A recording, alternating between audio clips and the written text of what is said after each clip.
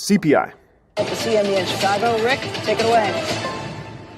All right, our February read on the Consumer Price Index headline number expected to be up 0.4% is up 0.4%. Now, if we look at the most recent lower number in this series, we had 0.3 in January, and we had 2.2s in November and December. So this is now a firming issue as we've had back-to-back reads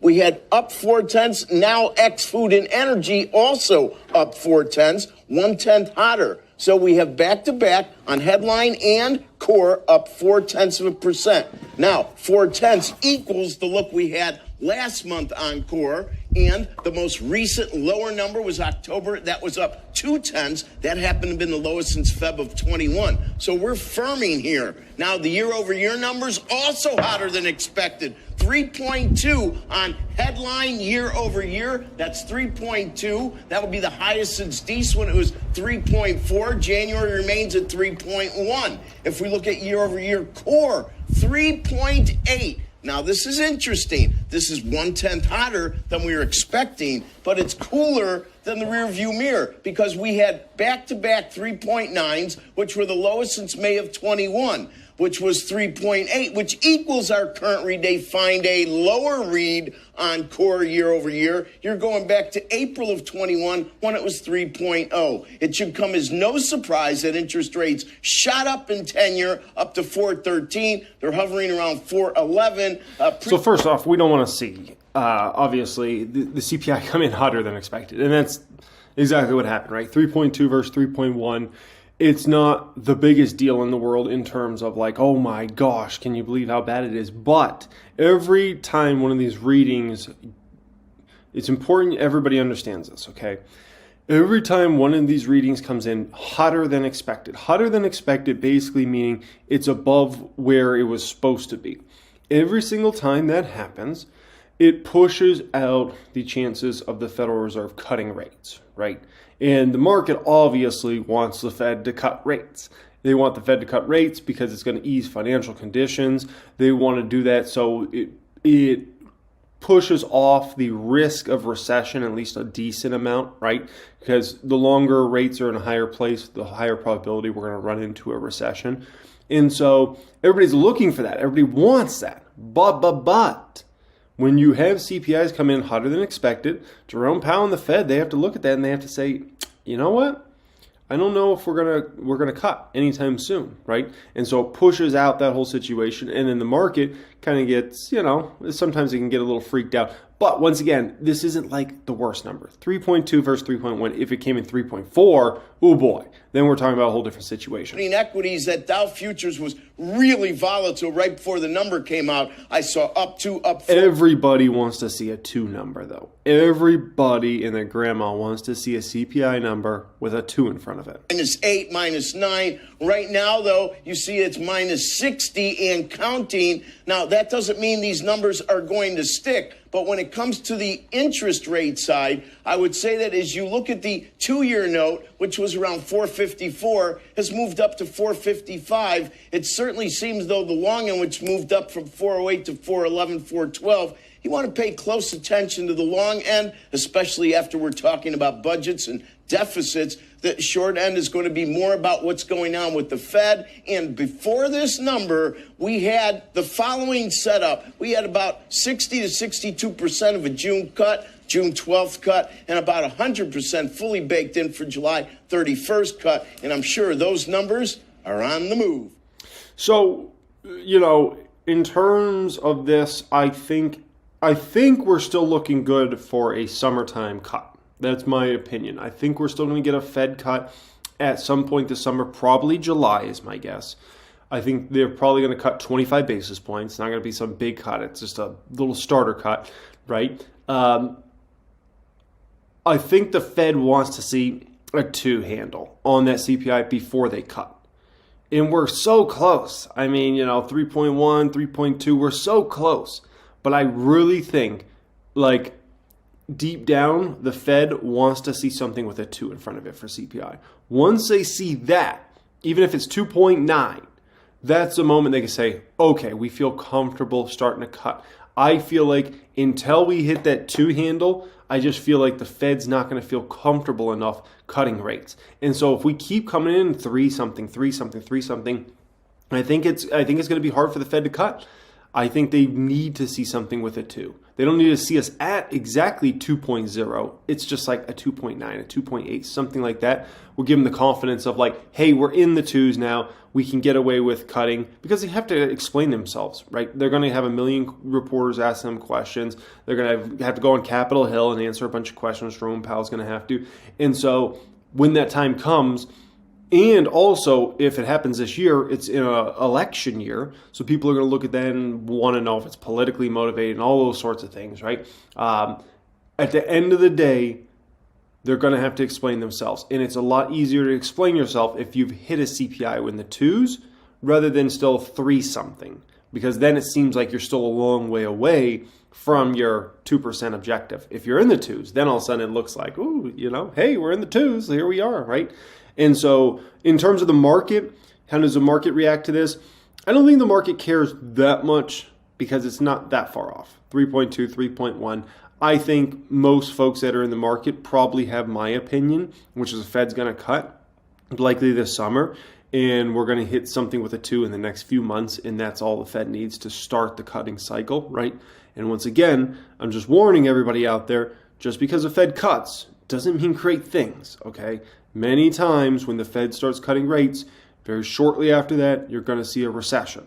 And so everybody's getting so excited about the Fed cutting and when they're going to cut.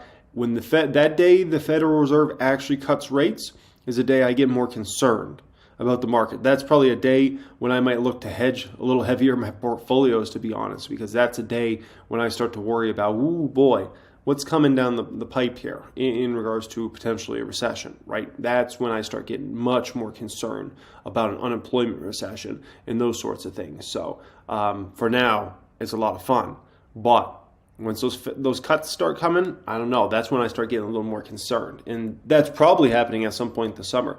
But like I always said, if we don't get cuts this entire flip and flapjacking year, that's great news. I'm telling you, if the Fed doesn't have to cut this year, it would be the best thing, because that means the economy stayed great. That means, if anything, the Fed was worried about things being too hot. And if anything, that's a good thing for us, okay? So, everybody that wants the Fed to cut like crazy, I say, the Fed's only going to cut like crazy is if things are getting really bad, okay? That's the bottom line with that. Now, you don't want that situation, because that's ugly times ugly.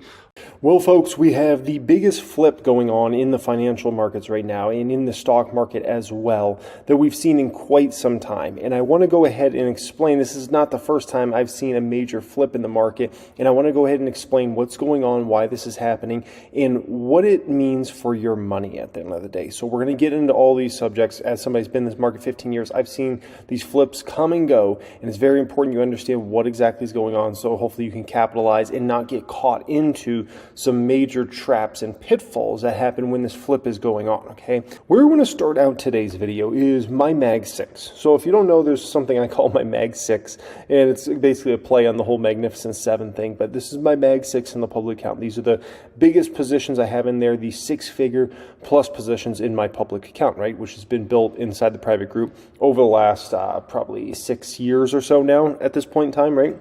We have Meta, that's the biggest position. Tesla is the second biggest position. Then we have Elf, PayPal, Amazon, Palantir. All those stocks have performed tremendous for us, other than PayPal so far. That has been the lagger. And then the second worst stock, if we can call it that, is Amazon with a 60% gain. Outside of that, Palantir is at 186%. Elf's at over 2,500% now. Tesla's over 500%, and then Meta's getting close to a 300% gain.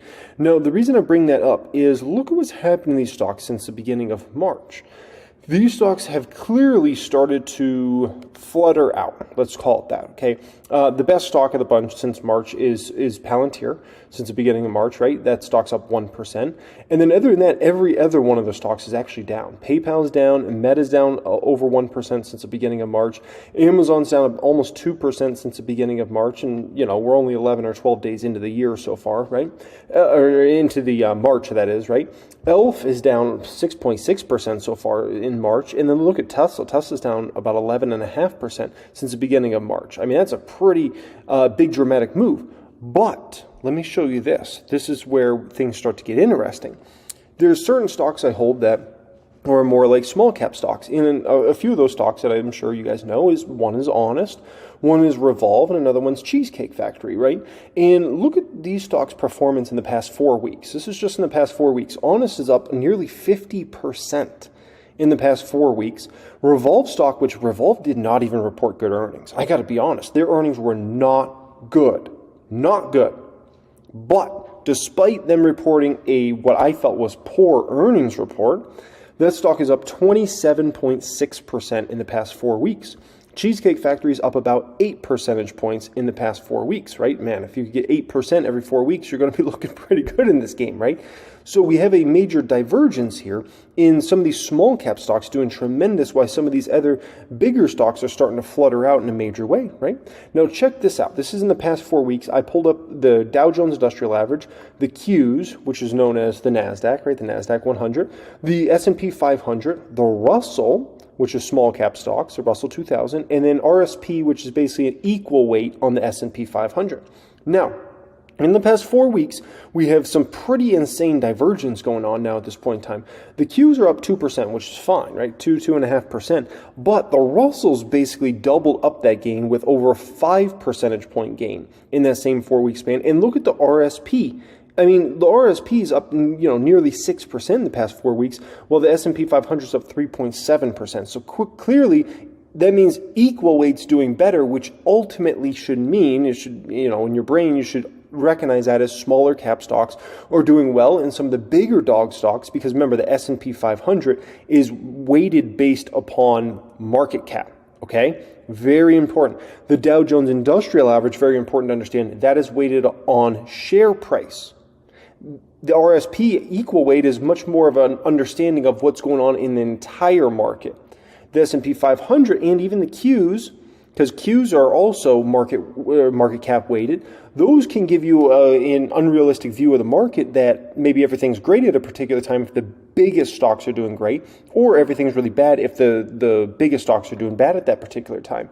RSP, I think, gives us a lot more of a realistic view of the market, and clearly there's major divergence here between big dog stocks and smaller stocks, which means there could be actual real rotation going on where people are taking profits from the big dog stocks and now starting to plow that money into the smaller cap stocks and looking at that as an opportunity. Now, if you watch my reaction channel, I react to a lot of different videos on there, but I mean, it's almost on a weekly basis. At some point in time, we'll react to some sort of Tom Lee video because he goes on CNBC, different shows all the time. He'll go on Bloomberg. So at some point in time, almost every week, I end up reacting to a Tom Lee related video at some point in time, right? And if you've been following the whole Tom Lee story, Tom Lee believes there's like 50% upside for small cap stocks this year, which is absolutely mind-blowing, crazy prediction, right? 50% type upside, right? But that's his prediction. Now, and by the way, if you don't follow that channel, make sure you're following me on there. Jeremy Lefebvre Makes Money. It's we get pretty good views for how small our subscriber base is over on that channel, right? Now, the fascinating thing about this whole Tom Lee situation is, and when he's talks about 50% upside, folks, look at what I have in front of you right there. This is very important. The Russell is up a whole 2.6% so far this year. So if Tom Lee's prediction is accurate, even if it's remotely accurate, we haven't even begun to see the gains in small cap stocks. If he's correct, or if he's even remotely close to correct, even if there's not 50%, let's say it's 30%, even if that's the accurate statement, that means we haven't even begun to see the gains in small caps yet. Like the party's still coming. The party's not even here if he's correct, right? And we'll see. But that's the important thing to remember. Now, next up here, you've got to understand the psychology of the market, right, in a market cycle. You go through some sort of bear market, and then there's disbelief, and then there's some hope out there, right? And then as the market continues to rally, you get some optimism and some belief, and then over time you start to have thrill, and then, kind of at the top it's euphoria, and you can only see upside. It's impossible for you to see downside, right? Then you might get some fluctuations, you get some complacency in the market, and then you start getting some drops in the market again, and the anxiety comes in, and the denial and panic and depression and anger and disbelief, and you go through all those cycles. And, if you go through the market from 2020 to the end of 2022, we literally went through every stage of that market. From the beginning of 2020 through the end of 2022, we went through every single stage there. I can literally point you to it and tell you exactly when the anger stage was. The anger stage was in summertime and into early fall time, 2022. That was anger stage. And then from there, it was just like despair and depression. And then stocks started to come back, and no one believed it at first. And then slowly, as you got into Q1 2023, which stocks bottomed around October of 2022, but as you got into like the first quarter, then the optimism started, the belief started as you went further into 23, and now we're here in March of 2024, right? But many times what happens is at first you'll see large cap stock, you'll see the entire market kind of bottom, right? But at first people are scared to kind of get out there in the market. So what they do is a lot of times they'll buy large cap stocks. And when I say people, I'm not just talking about individual Joes at home buying stocks on Fidelity and Robinhood and TD or Ameritrade. I'm also speaking about hedge fund managers. They get out there, and remember, how did you get the market to drop substantially? Crazy amounts of selling pressure. You don't get just crazy amounts of selling pressure from retail. You get it from institutional money. You get it from hedge funds. Okay? So when they're ready to get back out there, they want to go out there and buy what? Large cap stocks, or they just want to buy like S&P 500 index fund, the Qs, something like that. And we know if you put money in the S&P 500, right, or you put money in the Qs, your most of your money is going to the largest cap stocks, right, and very small amounts is going to other stocks. So when you first get out there, people are scared. They say, "I want the big stock. Give me Apple, give me Microsoft, give me Google, and that's about it. Give me S&P 500, give me the Qs, and that's about it," right? And as time ticks on and those stocks do better, then slowly over time, people will start to look out there and say, okay, what else is out there? And so they move it into maybe some smaller big techs. Okay, let's call them still big techs, but they're not the mega caps. And then what happens is as that cycle goes on, eventually you reach a tipping point where it seems like gains in the large big dogs are starting to be very hard to come by. So then people start looking for small cap opportunities. This is exactly what we're seeing. If you think about the market, right? Think about mega cap tech, right? Well, can you get any gains in Apple and Google? The answer is no, you can't. Those stocks have actually lost value this year, right? So people are looking out there like, okay, I'm not going to get gains in Google or Apple. Then people will look out there and they say, okay, what about Microsoft? Well, even Microsoft, the gains are starting to get harder to come by, and the Amazons, right? And now even very, very recently, even the stocks like Meta and Nvidia are starting to get a little harder to get gains. And obviously Tesla's in the group of kind of like the Apple that you're definitely not getting gains, you're just getting losses right now, right? As a Tesla shareholder, I can say that. It's all we're seeing right now is losses and losses and losses, at least this year, right? So far. And so people get impatient and they start saying, okay, we got to rotate out. We've got to find where the next arbitrage is in this market. The Nvidias, the Metas, the Apples, and the Googles, and those sorts of stocks that were the crown jewels of 2023, they look at those stocks as played out now. And they say, these stocks are played out. We need to go find smalls. We need to go find the next opportunities to make 50% on our money, 100% on our money, triple up our money, those sorts of things. So that's where small caps come in. And then in terms of how long these cycles usually last for, in terms of large cap outperformance, that can last anywhere from about 12 to 24 months, right? And we watched that play out all the way from Q4 of 2024 all the way to Q1 of 2024, right? Or excuse me, it started in Q4 of 2022. And ran all the way through to Q1 of 2024, right? And then small cap outperformance, that can last usually 6 to 18 months, depending upon how bullish you're really going to get in that cycle. 6 months if it's a pretty short stay, 18 months if you're like really rolling for a long time, and the economy can stay good during that time period, and those sorts of things, right? And as you see more outperformance in, let's say, small caps, it attracts more and more people over.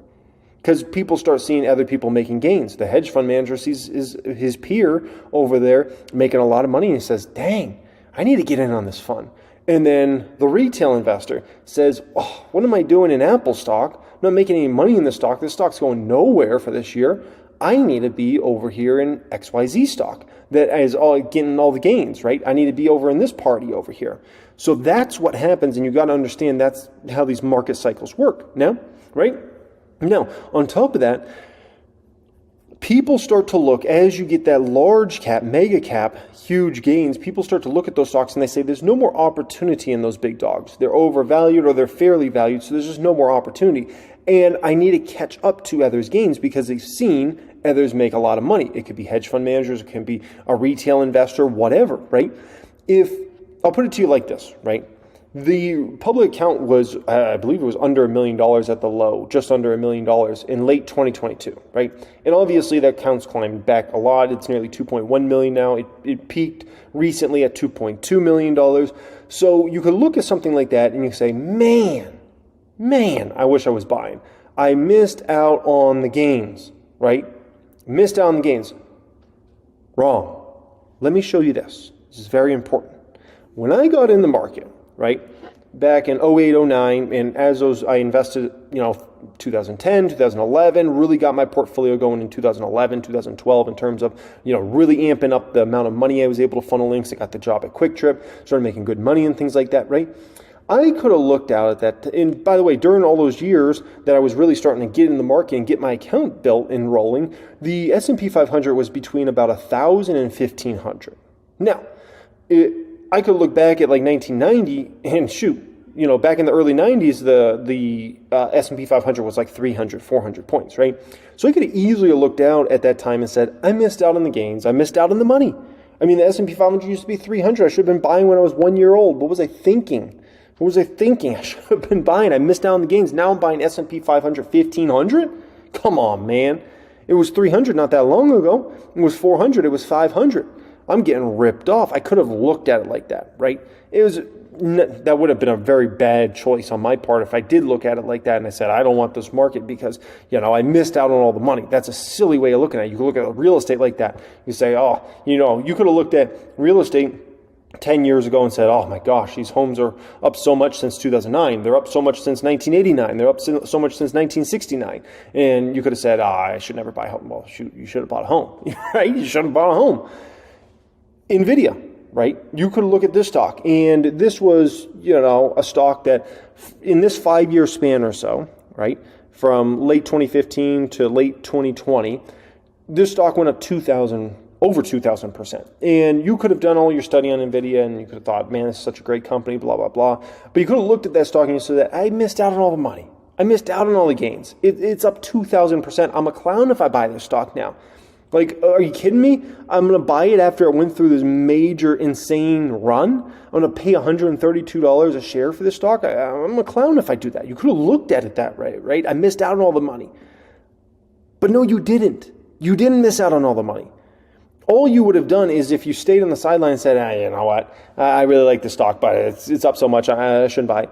You missed out on a 500% plus gain. This is a gain since that time period through now, right?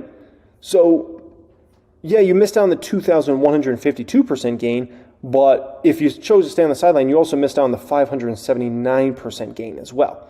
So you weren't a clown. Like, NVIDIA is a great company. Like, you probably would have been much better off buying the stock versus saying, you can't do this. Plus, by the way, you got a massive, insane, sweet buying opportunity in 2022, which was unbelievable, right?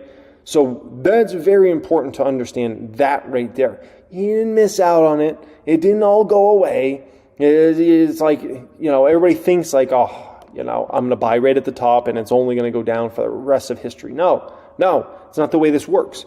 Now, you want to build an overall great portfolio. Do not get cute. Do not get cute with your portfolio, okay? Listen, I know some of you guys are trying to get cute. You're gonna end up producing much worse returns for yourself over the next 3 to 5 years. You will. Don't get cute, okay? What does that mean to get cute? So getting cute with a portfolio is thinking like, you know what, small cap stocks, Tom Lee says 50% upside. I'm going to only buy small cap stocks. I'm just going to go super heavy on small cap stocks, and then I'll figure it out from there, okay? Or a thought process of like, all these semiconductor stocks are running, they got the momentum, up until maybe very, very recently. So you know what? I'm just going to go super heavy on semiconductor stocks for the next 6 months because I think they're just going to do amazing. So I'm only going to buy semis. Those are flawed logic. Those are trying to get too cute around a portfolio and trying to chase performance instead of thinking about the next several years with these companies and how these companies are going to develop over the next several years. If you're thinking about, this is the play, they're going to rotate the money over here, and you're trying to get too cute, it's going to produce you worse results over time. Trust me, it's not the thing.